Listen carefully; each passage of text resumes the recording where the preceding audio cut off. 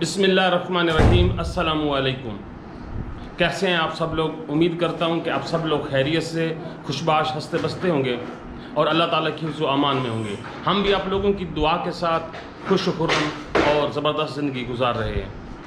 तो इसी दुआ के साथ आज के वीडियो का आगाज़ करते हैं जो ख़वातीन करती हैं। अच्छा, आप सफाई कर रही थी। चलो माँ, अच्छी बात है। बेगम साहब घर में सफाई वगैरह करती रहें तो उससे ये रहता है कि ना ज़रा माहौल साजगार रहता है। ज़रा फुर्सत कम हो तो बातें कम होती हैं।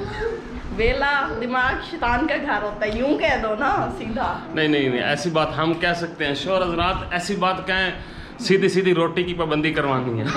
रोटी तो फिर भी मिल जाएगी, चाहे हुक्का पानी को हुक्का पानी। हम निकल रहे हैं घर से, क्या लेने? जम्मू लेने जा। जम्मू तरोड़न जा रहे हैं। हमारे ना उधर गांव में ना जो है हमारे जम्मू का दरख्त है, उसके ऊपर जम्मू लगते हैं जामन, तो वो जा रहे हैं जनाब जी। शापर इनके हाथों में देखें, शापर ये जनाब ये देखें, ये केक मारने के लिए तैयार है।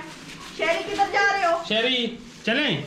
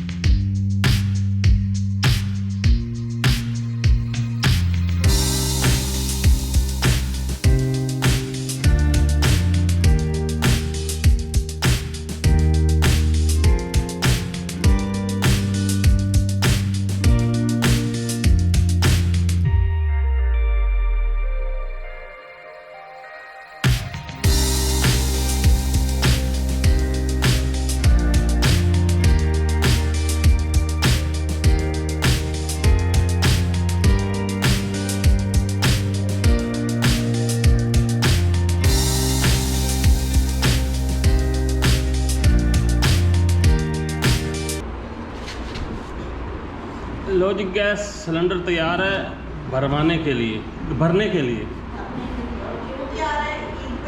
हाँ, ईद की तैयारी हो रही है जी। ये ना हमारे पास बड़ा पुराना सिलेंडर है।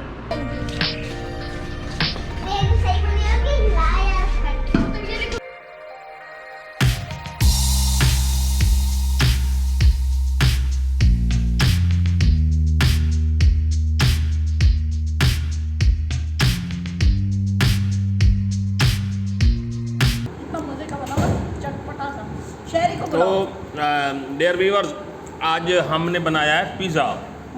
पिज़्ज़ा पार्टी की है शाम के खाने से पहले। घर में बनाया है और बहुत ही लजीज बना है, कमाल का बना है। टेस्ट करके दिखाओ भाई। मैं बेसब्री हो ये ना थी आपके वीडियो के चक्कर में। सब्ज चटनी के साथ ना इसका तो क्या ही स्वाद है। केचप भी अपना मज़ा है, लेकिन जो चटनी ये है ना हरी चटनी है, वाइट। ये स्पेशल किस्म का वाइट सॉस, ग्रीन सॉस बनाया मैंने पिज़्ज़ा के लिए। पिज़्ज़ा सॉस जिसे डिप सॉस कहते हैं। ये आप देख रहे हैं जी। ये मैंने ओवन में नहीं बनाया, मैंने पतीले में बनाया है। अच्छा, ये पतीले में बनाया जी। और मैं आपको बता दूं, ये भाई ब्राउन कैसे हुआ है, आपने इसके ऊपर अंडे की जर्दी लगानी है। अच्छा। ब्रश के साथ। अच्छा। तो ये ना खुद ब खुद ब्राउन हो जाएगा, ऐसे लगेगा जैसे ओवन में बनाया। मैंने ज़रा इसको मोटा रखा है, इसके डबल है इसकी ना बेस। अच्छा। तो सिंगल रख के भी करें तो अंडे की जर्दी ना इस पर लगा दें, फैला दें, बहुत ज़बरदस्त रहेगा। इसका कलर आएगा, ऐसे लगेगा जैसे ओवन में तैयार हुआ है। और पतीले में 10 मिनट लगे हैं इसको मैंने बनाने में। हाँ, प्री हीट पतीला। मैं रेसिपी बताई हुई है मैंने इनको। और ओवन की निस्बत ना नरम भी बनता है। टेस्ट करो। हम चोरी टेस्ट कर रहे हैं अंदर। लेडीज़ जो होती हैं वो हस्बैंड को देने से पहले एक दफ़ा किचन में शिफ्ट लगा लेती हैं, फिर मासूम सा मुँह बना के हस्बैंड के साथ बैठ जाती हैं कि चलो खा लेते हैं, क्या याद करेंगे।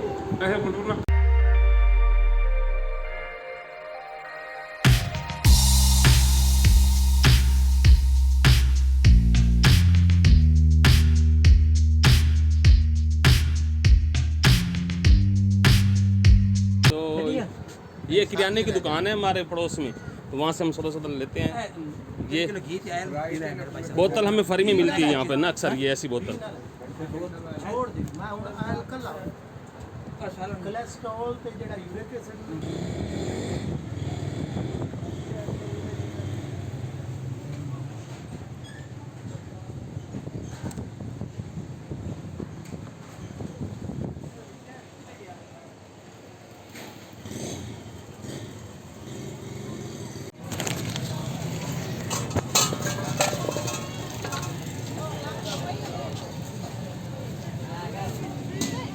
ये टमाटर जी, ये थूम, लहसुन वजन रेट की है लहसुन का 60 रुपए पाइया। 60 रुपये पाई, सुन लो भाई।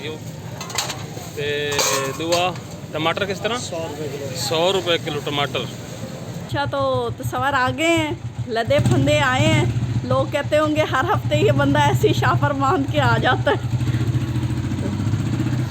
लेकिन क्या करें, मजबूरी है ना। सही कह रही हूँ ना, पैसे ज़्यादा और थैले कम। ये थैले आप देख रहे हैं ना, ये वाले,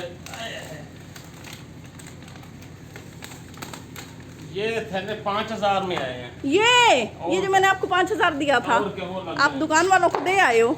ये इन्होंने मुझे सौदा लेने के लिए भेजा था जी। हाँ, मैंने लिस्ट तो इतनी बड़ी बनाई थी। ये सौदे ये 5000 में है, थोड़े से वो शापर है, वो भी उतार के दिखाता हूं। ये शापर थोड़े से, दर्जन केले, 2 किलो आम। वो बताता हूँ।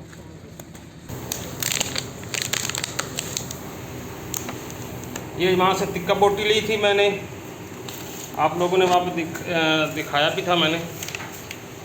ये मलाई बोटी है, ये तिक्का बोटी है। आज इनको बड़ा शौक लगा था कि जी हमने ना बाज़ार के तिक्के खाने हैं, वो कैसे होते हैं।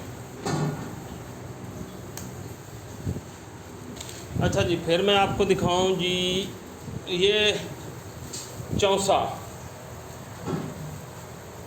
ये आप लोगों को नज़र आ रहा होगा चौसा। ये मैंने लिया 3 किलो। ये 100 रुपये किलो मिला मुझे। ये केले हैं जी, ये मुझे मिले हैं 100 रुपये के, 100 रुपये दर्जन।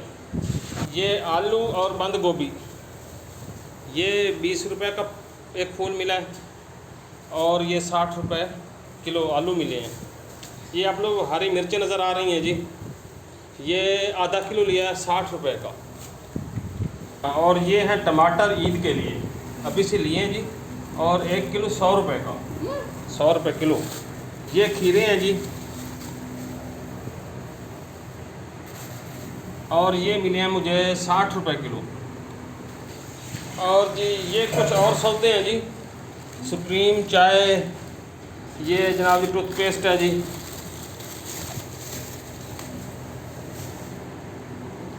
ये सौदे सरफ हैं जी घर के। ये दाल है, चने की दाल किलो। चने की दाल किलो। ये जनाब, ये आप शापर देख रहे हैं ना, ये वाले शापर, ये आज की शॉपिंग है, और इस शॉपिंग पे 5000 लग चुका है। मतलब ये कुछ किराने के हैं, कुछ सब्जियां हैं, कुछ फ्रूट हैं। महंगाई का ये आलम है कि बस आप सोच नहीं सकते। बड़ी हिम्मत करके बंदे को बाज़ार जाना होता है। जो बेचारे दिहाड़ी 500-600 लेते हैं, वो क्या करते होंगे? बस क्या करे बंदा, मजबूरी है। अब ईद है तो ईद पे सौदा तो लेना पड़ेगा। ये जनाब जी करीम के डब्बे हैं, और ये 100 रुपये का है, ये वाला 100 रुपये का।